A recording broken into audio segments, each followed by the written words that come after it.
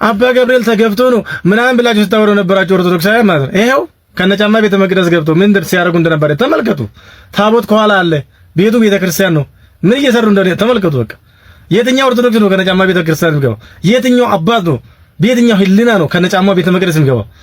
ትክክለኛ ታድሶ ትክክለኛ መናፍቅ ናቸው። ኦርቶዶክስ አይደለም በታሪክ ማለት ነው። ለሁሉም አድርሱልን፣ ይታወቅ። ለሁሉም አድርሱ።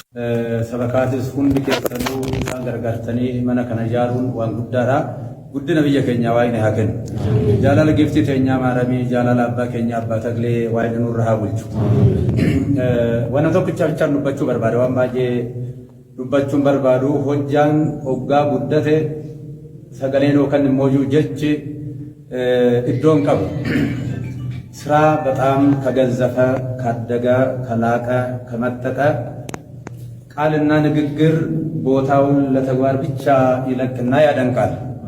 ይሄ በጣም የሚያስደንቅ ነው። ሐዋርያ ቅዱስ ጳውሎስ መተግባሩ ድኅነ ዘፈጠረነ በኢየሱስ ክርስቶስ ለምግባረ ሰናይ ዘአቅደመ እግዚአብሔር ሰሪዓ በዘቦቱ ነሐውር እንመላለስበት ዘንድ መልካሙን ሥራ እንሰራ ዘንድ በጌታችን በአምላካችን በኢየሱስ ክርስቶስ ተፈጠርን ይላል። ኤፌሶን 2:10 ላይ ሰውና ሥራ የተገናኙ ናቸው፣ የማይነጣጠሩ የማይለያዩ ናቸው። አባን ከኛ ተዳም ገገነት ከሰይሮ ጅራቱ አኮጀቱ ጎፍተን ከኛ ኢየሱስ ክርስቶስ እትቤ ጅራ ከናፉ ኩኒ ባዬ ነመድንቅ ሲሳ አንስ ባዬን ገመዴ ገመቹን ጉዳን ተደጋሜ ይሰራ ዱዋን ዱበዳ ማል ሰይተኒ ነምቺ ተኮቱ መርካቶ ከሰት ኮንኮላታን ጥንዶ ቱቅ ነማ ባዲያራ እና ነመህሊና ቀቡ ነማ ጋሪዳ ኮንኮላታ አበቴራ ወቴትኖ ቀርሺ አከጎዴራ ወቴት መና ያላቴ ሲደቡይ ጅሬ ነምቺ ሞ ማለቀ ሰናርገና ባዬ ገመዴ ለኪ ፈየ ጅሮ ማንጀዱ ጀናኒ እንዳይጠፉ ለወደፊትም ደንበኛ እንሆናለን አከና ጅዴን እዩ አከና ታራ ማልተረት ዳጋሜ አኒ ማል ዳፈናም ቦራ ዴማ ሆይ ነጅራችሲ አዋለክ እየተንጎረተን ወደ የተሸነ ያዴ በቃ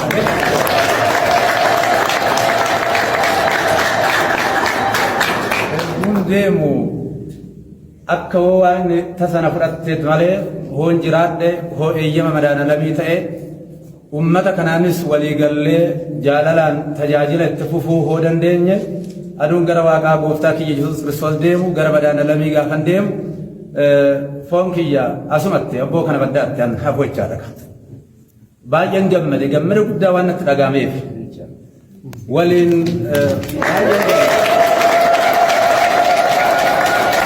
እየሮጡ ዶ መቁረብ አይደለም ክርስትና። እንዴት ይሻለናል?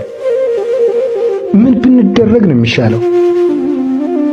በጦር እየተወጋ የሰበከው ወንጌል እኮ ነው፣ መቀለጃ አይደለም፣ ነጠላ አይደለም ክርስትና። እንዴት መታረቅ ያቅተናል? የገዛ ፍቶቶቻችን ማሸነፍ ቢያቅተን ይቅርታ ያቅተናል እንዴ? እየቀለድን ነው። መቼ ነው የምንነቃው ግን? ብቻ እግዚአብሔር ይሆናል። ምንም ልናገር ይከብደኛል።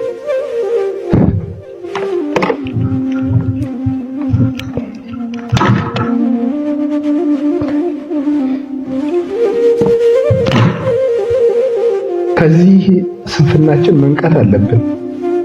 ዛሬ ካልነቃን ሰይፍ ይበላናል። ቤተክርስቲያንም ከእጃችን ትነጠቃለች። የማትነሳ ከሆነ መብራቱን አጠፋዋለሁ ብሏል ክርስቶስ። ያጠፋዋል። ክህነቱም ይጣጣል፣ ቤተክርስቲያኑም ይታጣል፣ ቁርባኑም ይቀራል።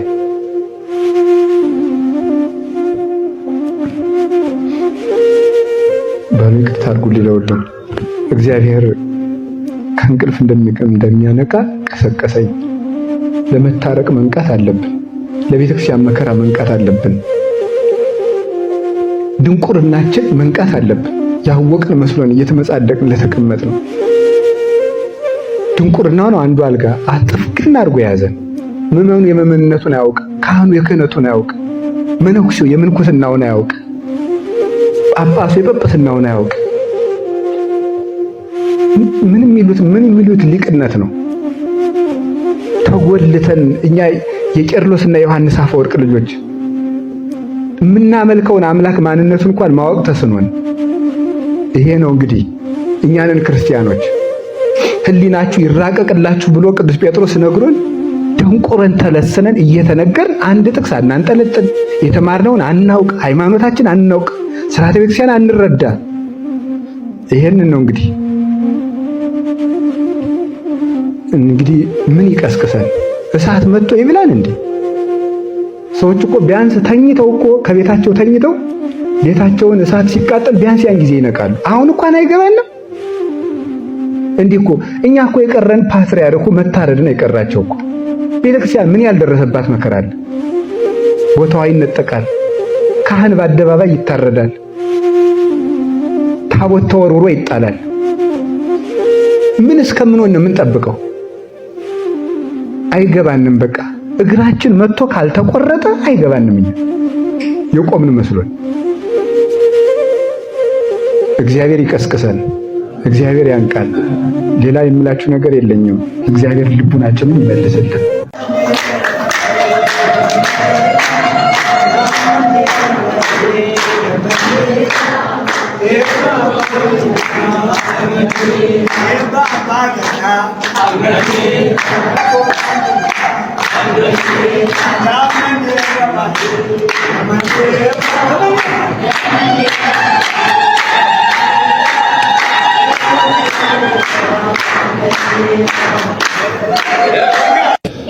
በቤተ ክርስቲያናችን ምስጋና ድርቀት በሆነበት እርግማን በሆነበት በዚህ ሰዓት ሰው ዕውቀቱን መስዋዕት አድርጎ ጊዜውን መስዋዕት አድርጎ በነፃ ማገልገል ከማይችልበት ከሚገፋበት ተቋም አንዱ የቤተ ክህነት ተቋም ነው። ቤተ ክርስቲያን ውስጥ አይደለም። መቼም በሀገራችንም ሆነ በቤተ ክርስቲያናችን ዕውቀት ያላቸው፣ ችሎታ ያላቸው፣ ራዕይ ያላቸው፣ ተሰጥኦ ያላቸው የክፋት ሾተ ላይ እየበላቸው ባጭር እያስቀራቸው እድሜያቸውን እየቀጫቸው አይታዩም። በሰለጠነው ዓለም ግን ጥቂት ዕውቀት ያለውን ሁሉም ያበረታተዋል፣ ይደግፈዋል፣ ዕውቅና ይሰጠዋል፣ ቴንኪው ይለዋል። እናንተ ያደራምላችሁ እግዚአብሔርን ስታመሰግኑ ስታገለግሉ ክርስቶስን ስትሰብኩ ኢየሱስ ክርስቶስ የኃጢአትና የሞት መድኃኒት ነው፣ ከሰማይ በታች ከምድር በላይ ከሱ ውጪ የመዳኛ መንገድ የለም ብላችሁ ስትዘምሩ ብዙ ችግር ሊያጋጥማችሁ ይችላል። አሁን አስተሳሰባችንን መቀየር አለብን። ልጆቻችን የጠፉ ከቤተ ክርስቲያን የተገፉትን መመለስ መሰብሰብ አለብን። ቤቱ ገፊ ነው። ከዝሆን ጉልበት በላይ ከ20 ፈረስ ጉልበት በላይ በከፋ ጉልበት አገልጋዮቹን የሚገፋ ነው።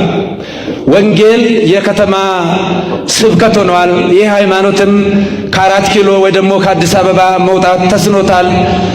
ቤተ ክርስቲያናችን ከእግር እየሞተች ነው። ሞት የሚጀምረው ከእግር ነው ይላሉ ልምዱ ያላቸው ሰዎች። ታላላቅ ዘማሪያን፣ በብዙ ፈተና ውስጥ ያለፋችሁ፣ መድረክም የተነፈጋችሁ፣ የተገፋችሁ፣ የራቃችሁ፣ ያኮረፋችሁ ሁሉ ወደ እናታችሁ ቤት እንድትመለሱ እግረ መንገድ ጥሪ ማቅረብ እወዳለሁ። እግዚአብሔርም ስለሚወደው ወንጌል እንስበክ፣ እንደራጅ። ሌላውን ነገር አይደለም። እኛ ምንም አንፈልግም። እኛ እድሜ ልካችን ቡትት ላይ ነው የምንጨቃጨቀው፣ ባንዲራ ላይ። ቤተ ክርስቲያን እዚህ ውስጥ ከገባች የእግዚአብሔርን ልጅ ደም ረስታለች ማለት ነው። የኛ ባንዲራ ይሄ መስቀል ነው። ዋናው እሱም የሚያሳየን ክርስቶስን ነው። ስለዚህ በየክብረ በዓሉ በማይረባ በማይጠቅም ምድራዊ በሆነ ነገር ከመጨቃጨቅ ይልቅ ከዚህ ጣጣ ወጥተን፣ እንደምታውቁት ሌብነቱ ከበቂ በላይ ሴራው፣ የሴራ ትንታኔና ንድፈ ሐሳቡ፣ ዘረኝነቱ፣ ጽንፈኝነቱ፣ ክፋቱ፣ ጉበኝነቱ ከበቂ በላይ አዳራሹ ሞልቶ ካፍ እስከ ገደፉ ጢም ብሎ ለእግር ለጠጠር መጣያ ለእግር መርገጫ የለም። ክፍት የሥራ ቦታ ወንጌል ብቻ ነው። ክፍት የሥራ ቦታ ወንጌል ብቻ ነው። ስለዚህ ይህንን ነው ወንጌል ነው መስበክ ያለብን። ፖለቲካው ለፖለቲከኞች ነው መተው ያለብን። እንደውም አንዳንዱ ሰው ምን ይገጥመዋል መሰላችሁ? ድሮ ጸሎት ሳይጸልይ ሳለ በጣም ጥሩ ህይወት ነበር የሚኖረው። ጸሎት ሲጀምር ከውሃው ሲወረውረው፣ የተቃጠለ ቤት ሲገጥመው፣ የሆኑ ወታደሮች ሲያባረሩት በህልሙ ሲሰቃይ ያድራል። ኦሆ የባስ ተነካክቼ ነው ሁሉ ችግር የደረሰብኝ፣ ጸሎት ላቋርጥ እንድል እኮ ነው ሰይጣን እንደዛ የሚያደርገው ማለት ነው። ይገርማል እኮ ሳንጸልይ ደህና የነበርነውን ሰዎች መጸለይ ስንጀምር ሁከት ይጀምራል። ድሮ የወደን የነበርነው ሰው ሁሉ ማኩረፍ ይጀምረናል። ለምንድን ነው እንደዚያ የሚሆነው ሲባል የክርስቶስ ሕይወት የሎሚ ሕይወት ነው። መራራ ሕይወትን በጣፋጭነቱ ይዞ መኖር ውስጥ ነው። ጣፋጩ ያለ ውስጥ መንግስተ ሰማያት የተዳፈነች ዕንቁን ትመስላለች ያለ ለዚህ ነበረ። እርሻ ውስጥ የተዳፈነ ዕንቁን ግን የምታወጣው ቆፍረ ደክመ ነው። ቅዱስ ዮሐንስ አፈወርቅ ምን ይላል? ወርቅ የሚቆፍር ሰው ሲቆፍር ሆኖ ብሎ የበቆሎ ፍሬ የምታክል ወርቅ ቢያገኝ ቁፋሮውን ይጨምራል ወይስ ያቆማል ብሎ ይጠይቃል። ምን ያደርጋል? ነገሩኝ እንጂ ይጨምራል። ግን ድካም አለው። ግን ወደ ዋናው ወርቅ ልደርስ ነው ይላል። ትንንሽ በረከቶችን ካገኘን አሁን ቁፋሯችን መጨመር ነው። ቁፋሮ ጠለቅ ሲል ግን አየር ማግኘታችን እየቀነሰ እየታፈን እየጨነቀን እየጨለመ ይመጣል። ግን ወደ ወርቁ እየቀረብ ነው የምንመጣው። ክርስትና እንደዚያ ነው። ወደ ክርስቶስ ስንቀርብ ጨለማዎቹ መከራዎቹ እየጸኑ ይመጣሉ።